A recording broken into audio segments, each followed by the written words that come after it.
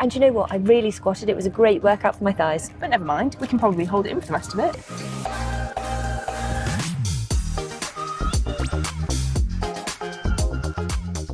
Hello and welcome to Green Queen, The perfect podcast for imperfect environmentalists. with me, Abbie Dewhurst, and Me, Imogen Bogle. and welcome to part 2 of the Interrail Portugal Extravaganza podcast. Oh, I am so excited to get into this part 2 because listening back, it is such a joy. I think we caveated in episode 1, quite a lot of wine was consumed. Yeah. We were on holiday. Yes. It was nice. And we should also caveat that right now, in this precise moment, we are also a little bit jaded, perhaps. There is a recurring thing. I promise we are professional adults, but it just so happens to be Sunday morning. And if you are watching this via YouTube, you will realise that we are somewhere very different, which is my house in Yorkshire. Yeah. And you guys have been up, and we have husbands in the other room.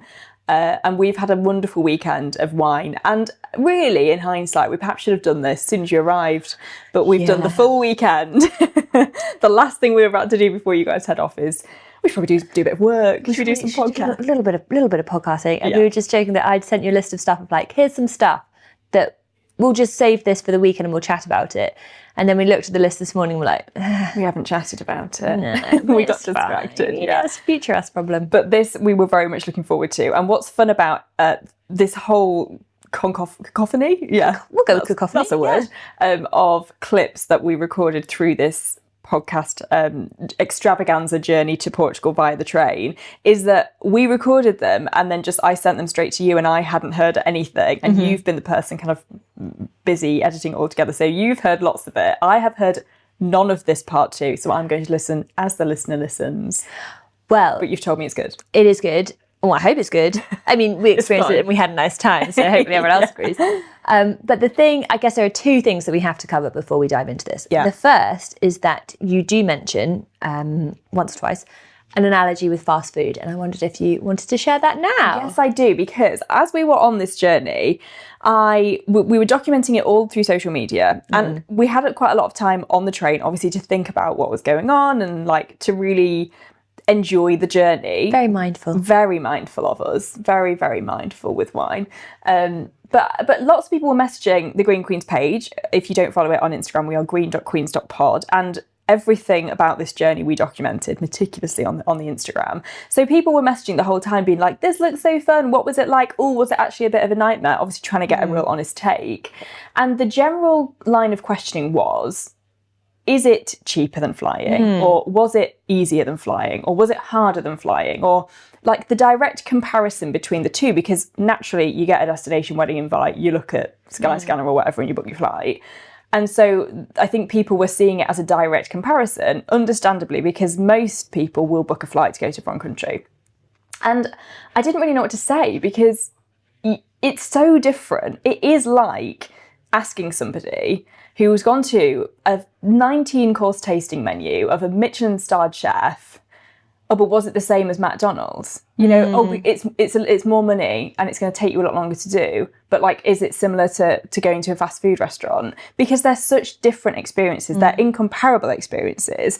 And that's the only way that I think I can kind of sum up, in my mind anyway, as we were doing this journey, the difference between the two. The A and B, being hungry and being full, being in the UK and being in Portugal, you have the same start and end, but the whole premise of it is so different. You swing into a fast food drive-through, you scoff your face with a burger.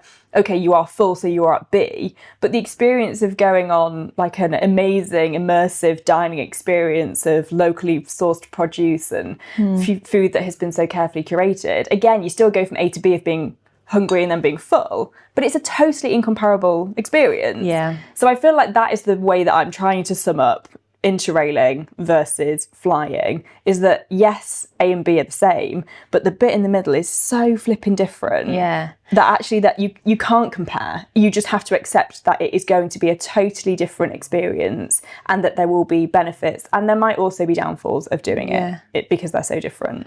That I think it's spot on, and I think it's the difference between like a Boots meal deal and a long lunch. Definitely. And because when you do look at the cost of just the travel, actually the cost of the global interpass, Interrail global pass, yeah, there we that go. we had, and a flight, pretty equivalent to be honest.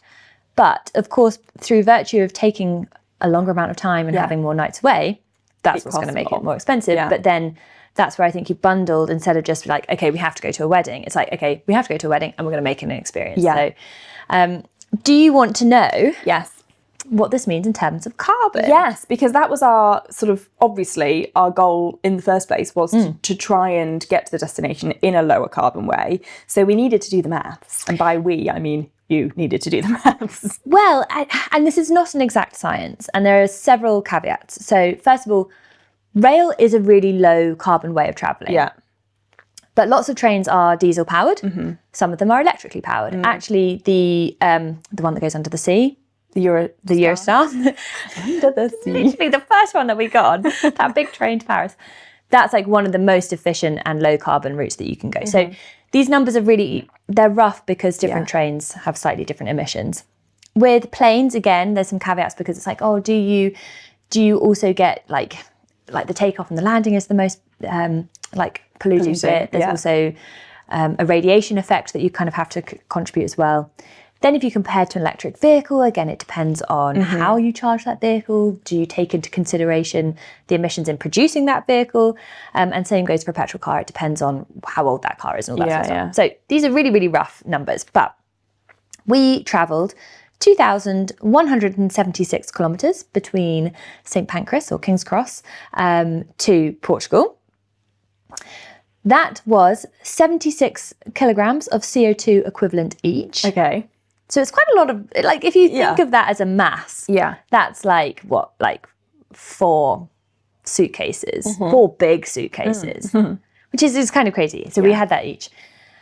If we'd gone by plane each way, that's 1,772 kilometres, and that would have been 276 kilograms of CO2 equivalent. Per person. Right. So it's a dramatic shift. And if we'd driven in a petrol car, the total there would have been like 296 kilograms of CO2 equivalent. If we'd been an electric car and done the same route that we did by rail, that would have been about 200 kilograms CO2 equivalent. But again, those numbers are the most sort of spurious ones, I think, the car ones. But yeah, I guess like 276 divided by 76. Yeah. We've saved a lot. A lot of carbon, yeah. And again, I guess it is a bit ambiguous because there were more hotels associated and therefore more towels that were washed and things. So it is a difficult one to pinpoint. But in terms of just the travel, if you're just looking at the travel side of things, there is absolutely no question that it is a far better. If 1 in 100 people from the UK decided to try that route versus getting on a plane, it would make a huge impact, wouldn't it? So before we journey back in time to part 2 of this journey, final things. First of all, do have a look on social media at green.queens.pod because all of the stories are still there. You'll get all of the context of the hilarity. And 2, we are recording this on trains. Yeah. So the sound quality is mixed. Yeah, but I would say immersive. Very immersive. Yes. Get ready to immerse yourselves on a Portugal train. And apologies in advance for the state of the hangover at the end of this episode. If nothing else, it's worth listening to the end to hear it. Real treat. But enough of that. Shall we journey back in time? Let's. And again, a big final thank you to Interrail for helping us out with these passes. I hope that it's been useful to experience a different way of travel via us.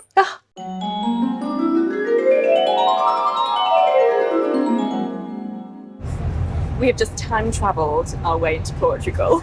Yes, and the thing is with time zones is that we accept them as fact. Yeah. And they should not be shocking to us because we have lived for 30-something years on this planet. However, we just crossed the border from Spain into Portugal.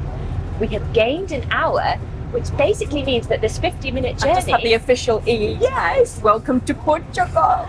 So it just means that we've this journey nets out. It's technically an hour, but it isn't. This is the very equivalent, the very meaning of a net zero journey. Net zero or time travel, either or. I think time travel. So this is fun. So we have had the most glorious few hours in Catalan. I think the last time we spoke, we were on our way there. Yes. And or did we speak on the way to Madrid? I can't remember now. Anyway. Oh my goodness, if you ever get the chance to go, you have to go. Imogen and I have had the most insane time. Imagine Dubrovnik, but empty. So Caparaz is the old town is where they filmed some of season 7 of Game of Thrones, King's Landing, and it very much gives that vibe. We arrived at like 7-8 p.m. and it was just the most gorgeous golden huey caramel tones, like the Cotswolds of Spain. It was so beautiful. We mooched around all the castle and the walls, and we tried to do various different social media trends and failed. Including, and I really hope that as we're describing this, people have seen this on social media. Yeah. There is a trend where how do you get a candid photo? Where you do this little linking arms and like I can only describe trotting gallop. Yeah. The ones that, and then you take screenshots of that, and it's meant to give you the most gorgeous candid photos. Well, we did it, and we both had our hair up, which I think was mistake number 1, because I think the great thing about it is that it makes your hair bounce. Mistake number 2, I didn't wear a bra, and there's quite a lot of movement, and I nearly got taken out by it. Yeah. And also what's so brilliant is the 2 women in the background who are literally like, what the fuck are these women doing? Yeah, which is fair, because I feel like Caparaz has maybe never seen quite so many tourists filming quite so many social media videos. Yeah, so sorry about that. But I think we were just completely overwhelmed, especially because I'd never heard of it. Yeah. Just getting a bit. Just the air conditioning is just full time. Oh, thank you. Oh, thank you very much. The train window has just been opened, and it's made all the difference. It is very warm, I will say. I'm sweating out places that I actually didn't know existed. Well, the other thing about Catalonia is that we got there quite late. Yeah. As we said, and it was 35 degrees. 35 degrees at about 8 o'clock at night. I mean, we are, well, in mainland Spain, but quite mountainous, very close to the Portuguese border. Obviously, we have just crossed it. And so, yeah, I think also perhaps we're in heatwave territory in the UK. Yeah. I don't know whether we are in Spain or Portugal at the moment, but it is insanely hot. And therefore, most of the trains have been lovely, but this last little one that we're on, like a little shuttle, effectively, between Spain and Portugal, it's sick, shall we say. It's a real stubby little train, isn't it? I was like, oh, that's a freight train. We don't need to be getting on that. And then I was like, no, that is our train. So, oh, how the mighty have fallen. And we both had been saying, like, isn't it nice? Like, when you imagined interrailing, it was like in early 20s, doing it on the cheap, eating like a packet of crisps, and that being a really good day. Right. And we were like, lol, interrail but make it fashion, and like I'm wearing a little dress and I have a scrunchie in my hair, and then hauling ass onto these trains. And we sat outside for a little coffee, and then we both got up from these chairs and admired the sort of butterfly shape that our bums had made in sweat on our chest. So we are not pulling off the glam today. But I would say that we've both got this like lovely glistening sheen of sweat, which is providing a doughy look. I think so. Dewy look, sorry. Yeah, definitely. Well, I'm definitely a bit plump. But no, we had a gorgeous evening. Found a really beautiful restaurant in Caparaz. Actually, there was a couple that we walked past that had the Michelin star sign outside. So I imagine it's a right little foodie haven. But we got up this morning, went for a 4-mile hike. Yeah. Down a dual carriageway a little bit, but we'll not go there. And then we had a gorgeous breakfast. Yeah. And no shocker. But if you can imagine that if you've taken a picture of a pan au chocolat and then you've sort of elongated it but not in proportion, so it was just very, very long and really thick, and it was fantastic. It was really good. And then got ready and had a little mooch around the shops, of which they were lovely. Yeah. Bought some typical holiday swag. Our sunglasses are now hanging off of brand new sunglasses chains. Yeah. And then we've left. We had lift off to a little place called Badajoz, which I think is like the most sort of southwesterly point in Spain. Across the belt. Exactly. So we had a very quick layover, and now we're on the magical train that means time disappears. Yes. And the thing that we were sort of reflecting on is that because we're stopping off at loads of different points, actually the faff is significantly reduced if you stop off in a small place. Yes. And as a small place, you can get to see that place very, very quickly. Absolutely. Because we did do the stopover in Madrid, which was a little bit chaotic, wasn't it? Like, yeah, it's a huge station. We had to allow ourselves loads of time to get in and out. The bag situation was a little bit complicated. Obviously, we didn't want to be dragging a bag 30 minutes in Madrid. Yeah. In 38 degree heat. There is that. But actually stopping off at the lesser known places, which feels counterintuitive. It feels like you're going a longer way around it, but it is not only more enjoyable, but it is actually easier, I think. And Interrail did say that to us. And Yeah. we were like, okay, yeah. Choose the path less trodden, for their wise words. Right, bloody hell, that is absolutely correct. Anybody would think that they know what they're talking about and that they've done this lots of times. So yeah, I would totally agree, and that would definitely be my piece of advice. And I feel like you're going to listen to that. You're all going to be listening to this thinking, yeah, obviously, like that's what you would do. But honestly, I wouldn't have even bothered with a Madrid stop if I was to do this again. Do you want to describe where we're going next? Because it's pretty exciting. Yes. So when I have done the majority of the logistics for this trip, You have. which is absolutely fine. I very much enjoy doing these sorts of things. Abbie, this is like, not only do you enjoy this, you are just so good at it. And when we were talking about the logistics of it, I said to my husband, I was like, you know, I'm really aware that I have not really been involved in the logistics of this. And actually my role in that instance is to be like, you've got it, whatever you suggest, I'm going along with it. But also, I so trust you that you're doing an incredible job, and you have. I also kind of weirdly quite like, I love obsessing over places and looking at pictures and things, and then I quite like to like judge the other person's reaction when we arrive, like, it's couldn't it? So I've very much been looking forward to that with you with every stop. And yeah, I really wanted to do somewhere. We knew what San Sebastian was a no-brainer. Paris was, Have you heard that little toot toot? off we go. And then all I really wanted to do was make sure that we were following Interrail's advice and choosing the path less trodden and stopping off somewhere super rural, and that we would never probably have otherwise been in both Spain and Portugal. And so I feel like Cáceres was that last night, and the place that we're going to tonight is that in Portugal, because then we go on to Lisbon and then our final destination in Albuferia. So I was looking at the route and trying to suss out random either towns or villages that might work, and I was really struggling. So what I did instead was go on to Bistro Mr. Smith, Which obviously have. Everything links up. Everything links up. And also their standard of hotels is really great, and they also have a great section on most of the hotels that talk about their sustainability credentials. So I was like, let me just put Portugal in Mr. Mr. Smith and see if it throws any total like curveballs my way. And it brought this place called, now let me double check the name of this. I feel like it's Torre de Palma Wine Resort or something. Yes. Is that right? Yeah, that is correct. I mean, goodness knows where. It is kind of near Assumar, Assumar. Yes, Assumar is our nearest train station, and it's in a region of Portugal called Montfort. So it is, I mean, it's a wine region, but it is really in the middle of nowhere. And I also thought we will have had a pretty busy couple of days sightseeing, and we've not stopped. Yeah. I think I've texted Jake like once, sorry babe. So it would be quite nice to go somewhere that we actually just stay at the hotel, like immerse ourselves with the locals that own it and chat to the family and get to know the region and sit by a pool maybe for a couple of hours. And little book update, I'm actually really looking forward to getting another chunk into Intermezzo, because I did say I was struggling with it. It has got a bit sexy. Yeah, I did. I'm not going to lie. I glanced down earlier and saw somebody entering somebody else, and I thought, whoa, she's there. There's a lot. And what I find obscure about this is that it is about two brothers. And like, they're not sharing their sexual escapades, but you just feel like you have this weird, obscure view into a family. Like, ooh, I didn't need to know this. However, looking forward to getting to that. And also, on the website of this hotel, there were two things that caught my eye. Yeah. One, solar panels, and the fact that all of the hot water is heated by the sun as well. So good. Fantastic. Two, horse riding.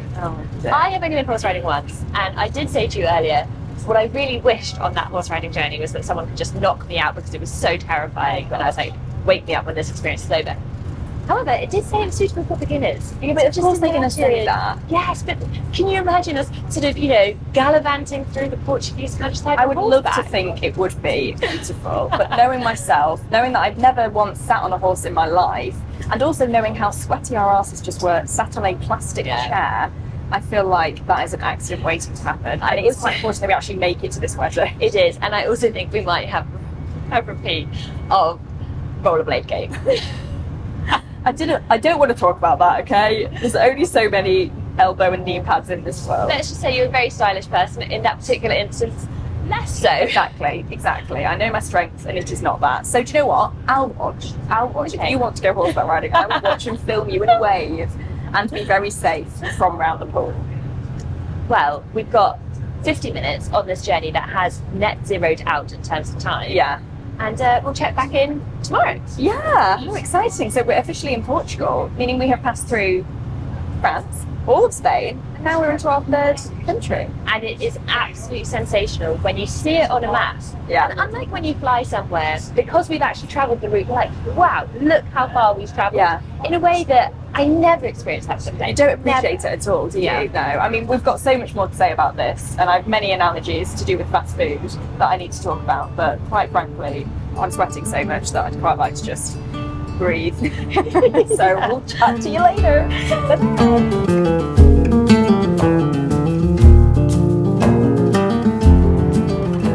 Hola. Hola, chica. Is that what you say in Portugal? We should probably know that. Live Googling Google. it. I know that they say that lovely word. Obrigado. Obrigado. Hello in Portuguese. Hola. Hola, excellent. We knew. It's been a couple of days actually since we've done a little GQ update. Unfortunately, we've been too busy having a good time. A really extraordinarily good time, Yeah. because the last time we were en route to Assumar, we crossed the border, Mm-hmm. and I don't think we realised just how good Assumar would be. No, I mean, when we first arrived, we were laughing because I was like, do I book a transfer from this hotel, because it does look very remote? But there, and I did in the end, but I was kind of regretting that decision because it was quite expensive. And we're about to have a train announcement live in Portuguese. Oh, little buzz. Anyway, Suspense. every other station that we arrived at, there was loads of taxis, and I was Yeah. like, I think I've noobed this, but never mind. Better to be safe than sorry. Well, and better to be safe than sorry we were. Absolutely, because when we arrived, it honestly felt like the start of a horror film, where there was, in every direction that you looked, there was nothing. No, and the station didn't, the building was just all closed off, wasn't it? Yeah, and I suspect that once upon a time it was like a very vibrant, cute little station. Yeah. But now obviously people rely more on their cars, so it was completely shuttered up. And just the landscape was so flat, we could not even see a road. It was very strange, and thankfully we fell off that train. They're quite difficult to get on and off of, actually, with big bags, the rural trains in Portugal. And there was just one man stood there with a Troy de Palma t-shirt on, thank the Lord, waiting for us. Our knight in shining armour. Yeah, quite literally, who then shuttled us very kindly to that hotel. And wow. Just a pause before we come to the wow. Yeah. We did make a little train friend. We did. And I have mixed feelings about this particular train friend, because on the one hand, he was also interrailing. Mm-hmm. And we asked why he was interrailing, and he said, well, I'm going to my son's wedding in Portugal and he's embarking on an adventure of marriage, and I thought I should do an adventure myself, which was with so sweet. That's a really nice analogy. Yeah, absolutely gorgeous. But when we asked about his route, I mean, it turned out, first of all, that he'd overslept many times on the train and had had quite a nightmarish journey. So I think lesson learned for him, set an alarm.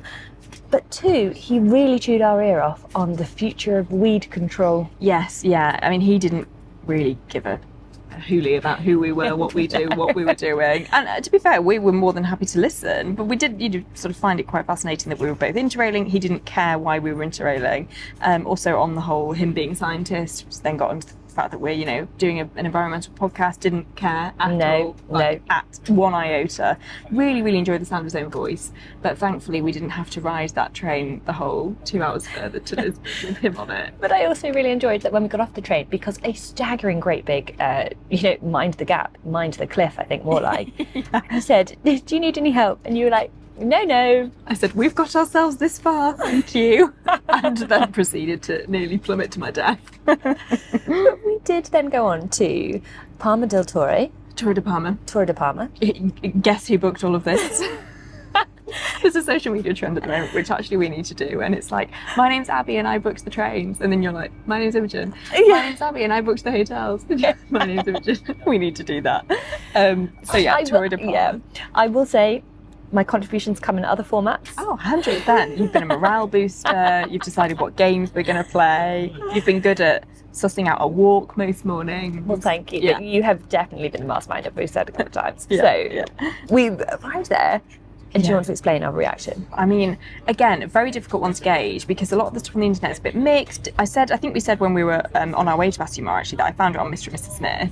So I feel like that's a dead cert that it is probably going to be quite nice. And it was our one, treat ourselves bougie and also go somewhere totally off the beaten track. And it was so off the beaten track, but it had so much history It was beautiful. When we first arrived, the receptionist told us that the original tower that was there was built in the early 1300s. I don't think I've ever touched anything that was built in the early 1300s, let alone been up in it. And then I read a little bit more because it's one of, the whole thing is so deeply rooted in sustainability. There's a ton of solar, thermal, providing both electricity and the hot water. It was the first hotel in Portugal to receive that biosphere accreditation. Yeah, so just sustainability is everywhere. But the other thing that they said is that actually, thousands of years ago, the Romans were there. There are definitely some Roman, evidence of Roman ruins there. And they relied on olive oil, they relied on grapes, they relied on vines.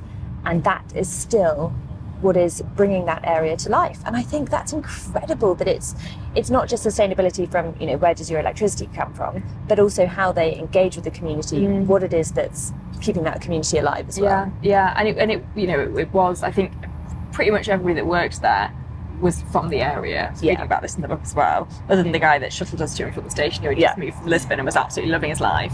But I think that... In fact, he did say to us, he was like, people here are so happy, we're so at one with nature. People in Lisbon are sad. We misheard him. We were like, they're what, sorry? They're sad. We were like, okie dokie, bye. We'll go and find that out. But we had a really nice afternoon and evening. I did have to do a little bit of work in the hotel room, which I was pining to get out by the pool. You went and sat by the pool for a couple of hours. We had a gorgeous freebie wine by the hotel, kind of offering at the top of this tower, which looked out over the most spectacular views. And because actually it was quite flat, you could see for miles. Yes, and it was in... at sunset, and also we should say that the wine is the wine that they produce in their vineyard, which this hotel is on. We met two amazing women called Jill and Jules, so if they're listening. Jules. Hey, hello, girls. Jill and Jules. Thanks for sharing your wine with us, and also very kindly offering to just take so much great content with us. And the other thing I'll say is that I'm really grateful to Jill for introducing us to the term rack attack, which is when you have maybe dressed in a certain way and you've unintentionally got quite a lot of cleavage and perhaps an inappropriate situation, and you might have rack attacked the person that you speak to. Thank you very much, Jill. Yeah, they were just wonderful. They were out there celebrating their joint 40th. They're Canadians, but one now lives in America. And funnily enough, sort of our paths kind of crossed in terms of what we do and, environment, sustainability. So we had a really deep chat about that with wine. And it was just four great girls putting the world to rights on a early 1300s tower in rural Portugal. And then, of course, because it was so rural, the stars were astonishing. In terms of what the hotel recommends for activities, it was like cycling and hot air balloons and and one of them was stargazing. And I feel like had that not have been said, we probably wouldn't have left the restaurant on the night and looked up, but because of the fact we'd read it, we left the restaurant and looked up, and then subsequently looked up for a good hour. It was amazing. And I think when we've said, just so that everyone has all of the information, it did feel really bougie and it did feel really luxurious. Oh yeah, that was a treat night, for sure. But we're talking sub £300 a night. And it was, this is where again Juliet Kinsman comes into things, isn't it?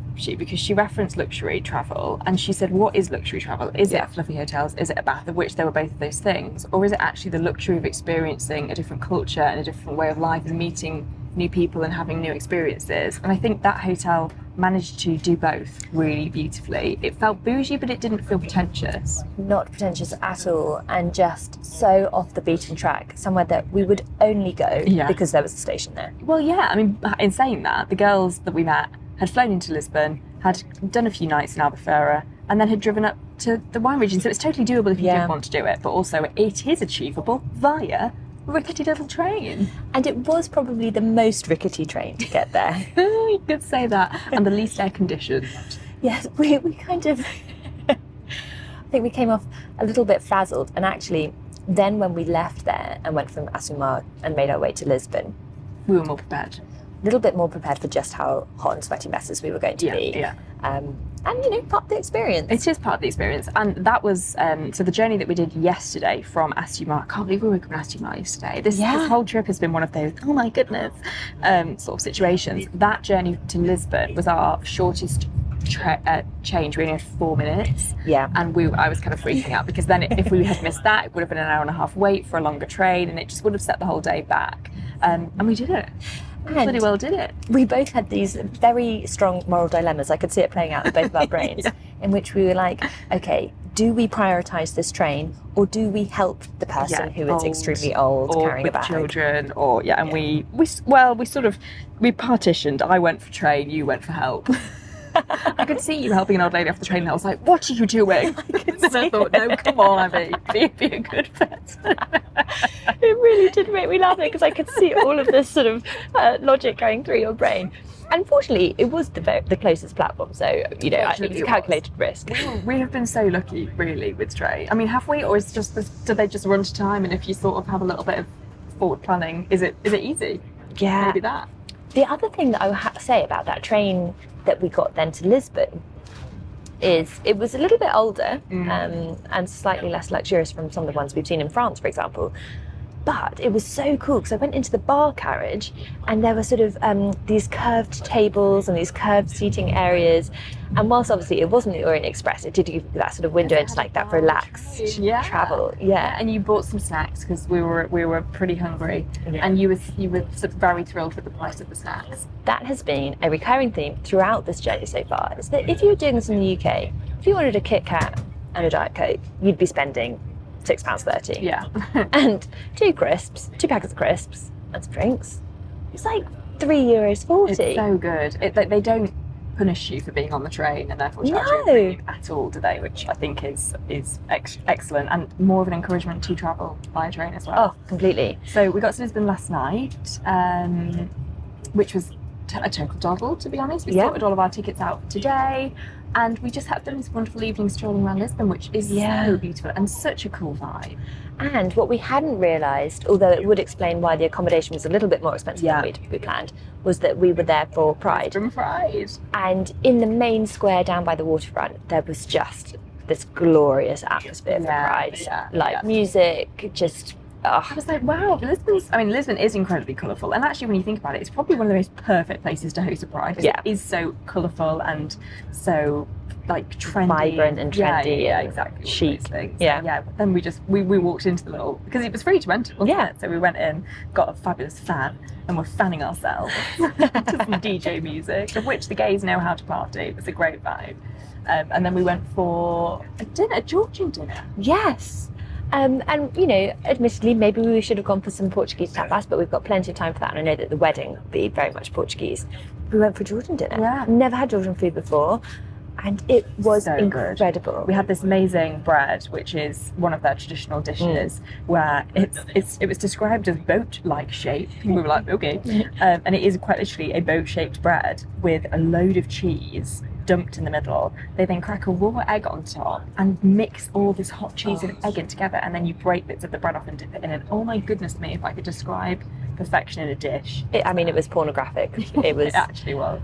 It was just absolutely delightful. And they were so friendly in there. And we were in the Barrio Alto area, so it's like lots of little restaurants, lots of little bars and things, and just wonderful to meander. Yeah. So our step count this week has been exceptional. And we're feeling it, both of us. This morning we were like, why do our bums hurt so much? And I can't really pinpoint why they do, but they do anyway. We did do a little bit of yoga. Oh, that was so nice. We did yoga by the pool. Imogen's doing a yoga teacher training. She may have mentioned it once or twice. Yeah. So yesterday morning, I was like, do some yoga with me. I'm terrible. I'm very inflexible, but do it. Great. Thank you. And so you did me a full, what's it called, flow? Full hour's flow of the 60 minutes that I have to teach for my exam. And it is weird because obviously we present together. Obviously we've seen each other in a professional capacity. But I would say, and my hat is doffed to any yoga teacher out there because it's a different kind of performance. Yeah. And I did feel pretty self-conscious doing it in front of you. Yes, of course I did. I mean, that's mental because you literally hopped out of the shower naked yesterday like a little mole. That you don't give a shit about. But the yoga. And the other thing about that room in Lisbon is that because of the placement of the mirror, there were often occasions where I was like, is it me or is it Abby? Oh no, it's my own reflection. Oh dear. So I love that. Shower, not bothered. Yoga, on the other hand, deeply conscious. And I think it's the first time that I've ever gone, obviously it wasn't a proper class, but I have gone to various classes, and you just sort of take for granted that that's their job and that's what they're doing. Yeah. Teaching a class. But yeah, for you to know where you're going, how you're saying it, also for you to be able to hold those positions and speak at the same time while my entire body was shaking. You did an amazing job. One slight slip up in that you said nips to the sky at one point, which was just great. I meant to say ribs knitted in, chest to sky, and it came out nips to the sky, which I enjoyed, and maybe I'll make that in. Yeah, in my kind of yoga. But it was so wonderful because we were just in these vines, weren't we? Yeah. This Portuguese vineyard. It And rained. stalks. Yeah. We Oh, forgot stalks and about stalks. Because I think in order to do the hotel development, they did need to do a bit of rewilding of some forest area. Yeah. No. It was all the chimneys. That was it. Yeah. So because. There's lots of beautiful fireplaces in this hotel. Like we said, going autumn winter time would actually be equally as magical with things. Yeah. You could smell the fact that the fires had obviously been on at some point and were very well used. So there's so many chimneys in and around the hotel and that are old parts of the building and the tower. And when they went to renovate and restore, loads of storks had nested in the chimneys, and so instead of obviously just getting rid of them, they relocated their nests to these really tall, what were they like? I guess like posts, but in the forest. Yeah. And so I guess also these posts were probably similar heights to the chimneys. Chimney, yeah, of course. So you just saw these storks It was arriving really all the amazing. time. And the swifts on the night. Honestly, Yeah. it really was incredible. So we were immersed fully in the nature to do the yoga, and it was raining and we were undercover, and it's just a sensory overload. Oh, and do you know, little observation, because obviously that was only yesterday, but you could think that doing this kind of trip would just, you'd feel on the go, a little bit frantic, but I think we've tricked ourselves into making it feel much longer and having a longer holiday because of the variety. Yeah, I would agree with that. And we've got, what's great now is that we left Lisbon this morning, we're on our way to Albuferia, which we are going to be for a couple of nights for the wedding. And I feel like getting to the last destination and having a couple of nights to just unwind and decompress means that we will actually be feeling pretty well rested. I hope. We had a great sleep last night. Oh, it was just Good one. totally glorious. The alarm went off at 7 and I thought, nah, we don't need that today. But we still had a lovely time, and I have had my first ever pasta del nata. Reviews, thoughts, feelings? Really nice, actually, considering I'm not a massive cold custard kind of gal. It was very enjoyable. I really enjoyed how last night when we said like we should get one in the morning, you were like, cold custard, and said it without context, without anything else. And I was like, thoughts? Yeah. Like, not sure. But it was a perfect little package of pastry and custard deliciousness. Yeah, it was exactly that. And we're on our way probably to find some more, but by the sea. Oh, well, shall we check in tomorrow? Okay, and this is our last train. I know, I'm feeling a bit sad about it, to be honest. Well, you've just been for a wee, you didn't feel so sad about Oh, that one was We not so accidentally good. have ended up in second class, even though we have a first class Interrail pass. No, Abby has just said that whilst we are currently surrounded by lots of people. So, That inside is- voices. But when we walked in, because it was obviously a bit of an accident that we did that, the seats, there's not too much No, difference. the seats were actually very comfy. But I suppose you're paying for the toilet. It's the toilets that make all that. We didn't realise that until we were midway through the journey, but never mind. We can probably hold it in for the rest of it. And do you know what? I really squatted. It was a great workout for my thighs. Great. On that note, I'll speak to you tomorrow.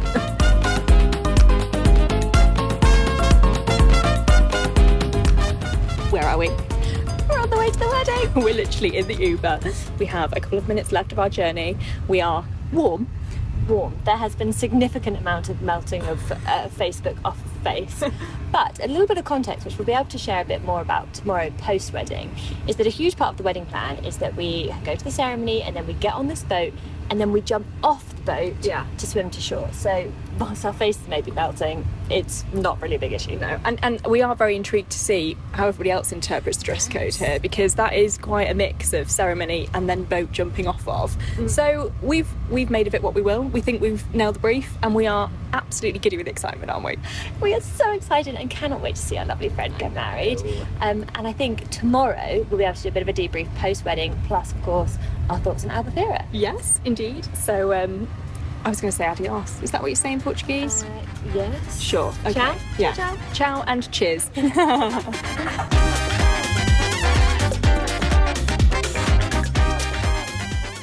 Hello. Hello. What I am already enjoying about this is that the difference between the previous voice note and this one, in terms of just like depth of our voice, is going to be quite extreme. I would say I have felt better. Yes. So for context, it's Sunday It's the morning after the night before. Actually, it is Sunday afternoon. Yeah, it's past 12. We had quite a lot of fun at the wedding We yesterday. had so much fun. So much fun. That is without a doubt one of the best weddings I've ever been to, and one of the most unique weddings I've ever been to. Oh, it really was. And it was so perfect for Jess and Jack because they, you know, are nature lovers, sustainability people to their absolute core. Mm-hmm. And the whole day, or like the whole ceremony, was around, it just really focused on that, didn't We it? were outside all day. Like, Jess looked like an absolute goddess. She just had this goblet, gold goblet that she was carrying around all day. She honestly looked like she had just appeared from some sort of... Like myth. Yes. Yes. Yeah, and she had many an outfit change. She looked fabulous. Her white wedding dress was secondhand. She then had this gorgeous green dress handmade by somebody in Leeds. We need to get the name of her. We do.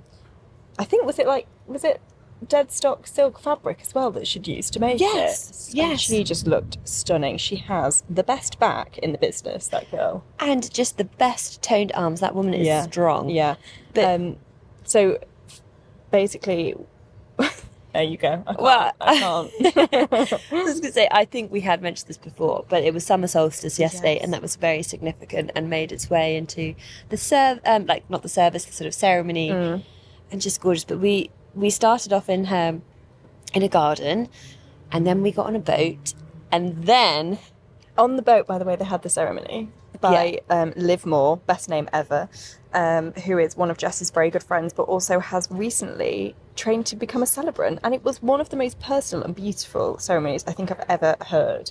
It was so perfect for Jess and Jack. She obviously knows the couple really well, but I think that she would put that much thought and effort and personalisation into every ceremony because she's just a very, very gorgeous person. And it was high pressure because that was the first one she did since she qualified. Yeah. But we arrived in this sort of private cove, and then there was the option to jump off the boat and swim to shore. Yeah. And the boat staff, I guess, were freaking out because they were like, it's 300 metres, and obviously there's like 100 people on this boat, and you could just sense this absolute Fear. abject fear. And we were like, do we, don't we? We obviously were dressed in our best wedding outfit. We'd done hair and makeup. We then were like, do we try and jump in without ruining hair and makeup? Do we not go in? What do we do? Well, safe to say, after a couple of fizzy lemonades, we were the first in our swimwear. We ran downstairs on this boat and just put our swimwear on straight away. And then somebody said, oh, they're about to jump off the top deck. So Imogen, I've never seen her run so fast, ran to the top deck of the boat ready to jump off, and everybody else was fully clothed. And she turned around to me and was like, oh no, why do I feel naked all of a sudden? And it was just the funniest moment ever. We laughed so much yesterday. Yeah, like there was all of the sort of older relatives who were up there, and so it just felt so inappropriate that I burst onto the deck like In it's this just skimpy black bikini. And then immediately ran back down. But anyway, bride and groom, and I must say, probably 95% of the wedding party jumped off this boat to swim to the beach. It was, when we first got the message from Jess and Jack that was what they wanted everyone to do, we were a bit like, okay. But honestly, sensational. completely sensational. And one of Jess's bridesmaids is a gorgeous girl called Amy. She somehow managed to jump off the boat. She has the best hair I've ever seen, and it stayed dry. Yes. And gorgeous and flowing all day. And I don't know how, because we washed up on that beach. Drowned rats is the term that springs to mind. Somehow our makeup did stay. Yeah. So it turns out the Atlantic Ocean, well, I'll tell you what our tip was. Hairspray to the face. Yeah, yeah. And that just really served as a solid really setting did. spray. Well, we did do a bit of touching up, but what was, you know what it's like when you've had a couple of drinks, we were like checking our makeup in our phones, and we were like, we look amazing. There's also a few pictures from the end of the night where I'm like, oh god, You don't look these amazing. will never see the light of day. No. I also feel like we actually probably need to do a bit of a journey recap. Yes. I can't remember where we left you. So we did a little voice note yesterday, but on Friday we arrived in Albuferia. Albuferia, people aren't aware, it's much more touristy than some of the other locations that we've been on this journey. But we stayed in this gorgeous hotel called the Kimpton. And we did some yoga on the deck. Oh, it was very nice. View. It was very, very, very nice. We spent the morning of the wedding at the beach, eating probably the best almond croissant of my life.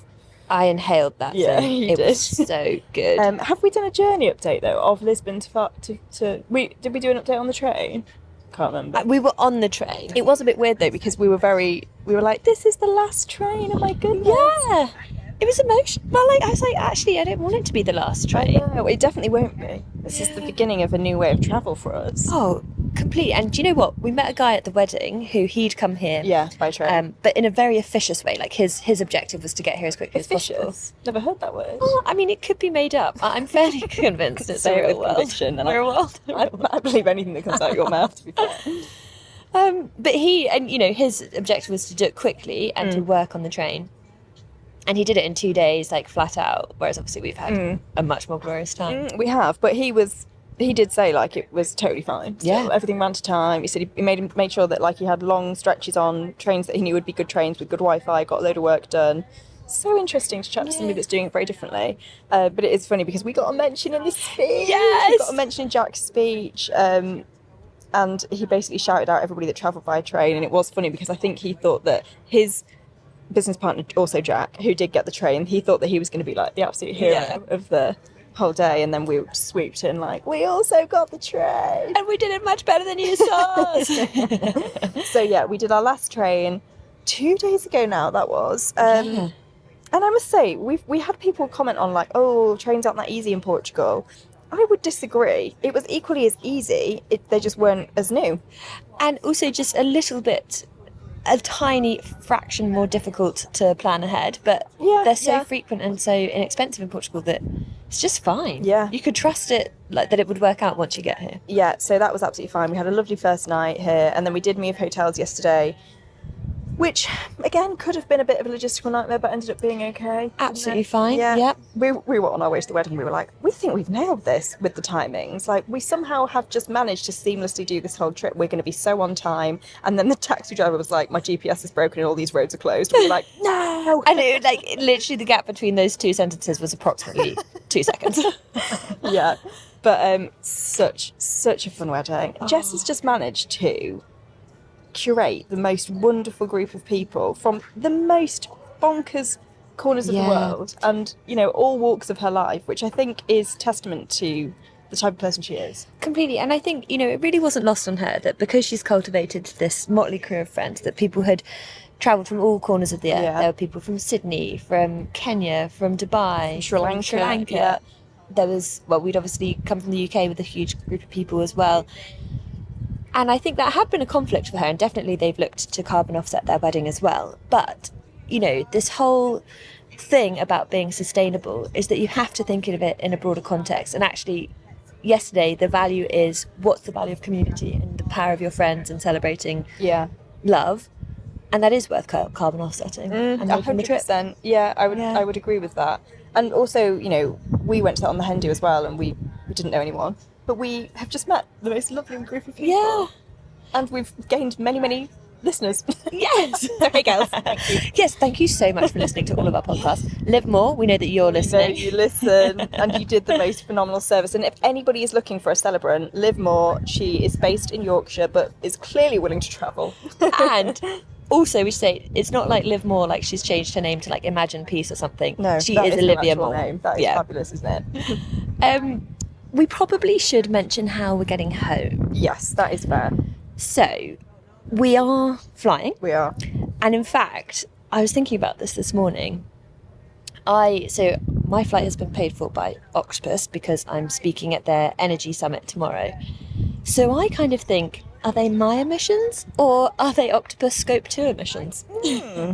But it is, the irony is that next week we have to be back quite early because it's London Climate Action Week. Yeah. And we have multiple things to do that week. Yeah. Recording podcasts and speaking to various people.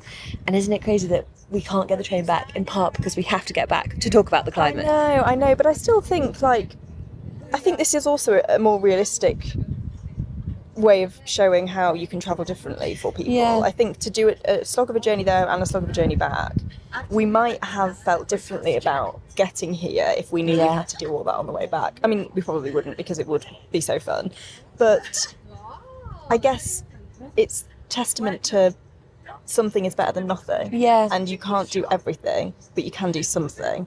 Yes. And we need to do the maths on the emissions to figure out where our situation lies. Not today. Not today. I know mathing. I When you said we should probably get the mics and do a recording, I could have slapped you in the face. I know, and especially because we'd left the hotel room. That door of that hotel room is the heaviest door I have ever experienced in my whole entire life. And I am not feeling well. When we got in last night, so for some reason, the night ended perfectly at around midnight. That would have been the best time to just tuck ourselves up in bed. Did we do that? No, we did not. Did we go to an after party at Jess and Jack's villa? Yes, we did. Did we unnecessarily inhale crisps at 2:30 in the morning? Yes, we did. I was like taking fistfuls and throwing them into my face. I was so hungry, and like people were sort of watching, and I was like, "Don't look at me." Oh gosh. So, but all the musicians, we also need to shout them out. Did she just bang her head? Oh, she did. This girl is honestly, the lounge is very, very dangerous. Anyway, we are sat around the pool in our hotel. The musicians, we need to find out their name. Jess found them. She listened to them in Borough Market. They were busking? Yeah, they were busking. London Marathon. And she went up to them and said, "Do you want to play at our wedding?" And then she instantly regretted it because she said the logistics of all of that were a nightmare. But they were so good. They set up on the beach, they played music on the beach, then they performed on the boat on the way back, and then they came to the after party and set up at the after party as well. So fun. So that was a lot of fun. But when we were going to leave, Imogen was like, "I think we can be in bed by 3." And then we got back and it was 3:05 when we were in the lift on the way to the hotel.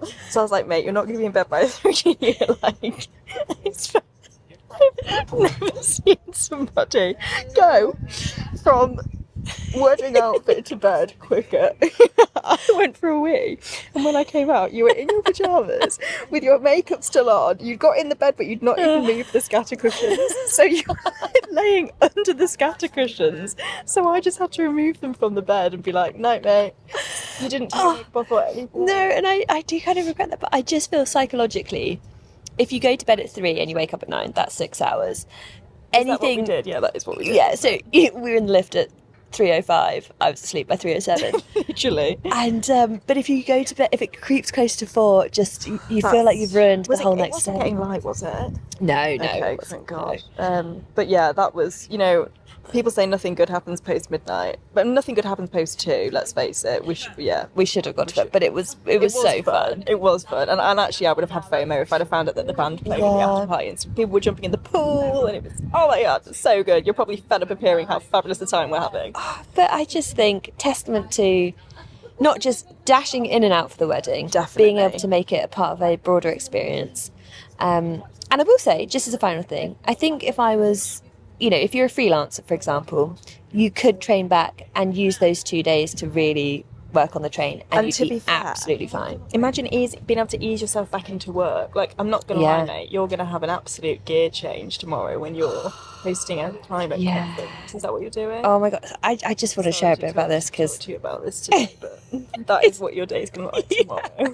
And this energy summit, I'm a little bit intimidated because the opening speech is by a guy who was the former commander of the International Space Station. That is insane. Yeah. I go next. And you've got a bite on your forehead. I know. How are you going to do that? I have this enormous bite on my forehead. There's a crowd of like 3,000 people. And after me, immediately after our panel, is Professor Brian Cox. Oh my goodness. Have I done any prep? A space station Brian Cox sandwich. You're the meat in the middle. It's a space sandwich for sure. Oh dear. So I have to do some prep today. But it is going to be a crash landing for you. Yeah, no. Yeah. Whereas that, like, if we were able to train back and kind of ease ourselves back into things, that would be really nice, actually. Yeah. And then just go straight on stage, interview Triodos and go in Green Media, and Bob's your uncle. Yeah. Fun as your aunt. Bish, bash, bosh. Anyway. Concluding thoughts. Yeah, I'm sad that you're leaving me. I'm really sad because I'm going as late as I could this evening. But Abby has got a full day in the sun tomorrow. Yeah, I still haven't booked my flight. Aren't I rebellious? You've been playing chicken with that flight, and I have so much respect for it. I don't know why I'm doing it. I'm hoping that all of a sudden it will drop to £10. It could. I don't think it will. Anyway, also, concluding thoughts, we've just been and bought the most fabulous Green Queen's ring, a little gold crown in a Albuferia shop, and you will see them wearing it. You will see us wearing them in every episode going And we'll forward. definitely put a picture of them on our social media. Yeah. But I think to conclude, The room is spinning even though we are outside. yeah, This is not my best performance. but what a fabulous week. Cannot recommend it more highly. We will do the maths. We will share the recommendations. Yeah. Well, and if you are not already following the Green Queens on social media, green.queens.pod, I think that is what we are. We have documented it all, and I will be doing an upload again soon. And you've not even missed out on the stories because I've saved it the whole highlight. So enjoy. If you would like any recommendations, if you have any questions about interrailing, we are your gals. Well, Imogen's not because I did all the planning. I am your girl. If you want any recommendations on how to eat a packet of Lay's crisps in 0.5 seconds, I then am your Imogen is girl. Yeah. So yeah, thank you so much thanks for coming with me. Thank you for organising this beautiful thing and just for having the most sensational Green Queens week. Oh, we've had such a good week. I feel like we need to make this an annual tradition. I think we Because Jess should. and Jack were saying that they might do an annual summer solstice party. And I am on board. I am. Literally and metaphorically. Yeah. Yeah. Yeah.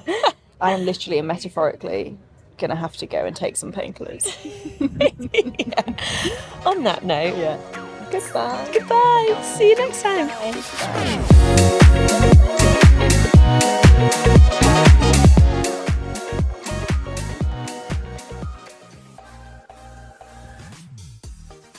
We hope you enjoyed this episode of Green Queens. If you did and you'd like to hear more, we'd be so very grateful if you could like, Subscribe and join the Green group chat for weekly episodes.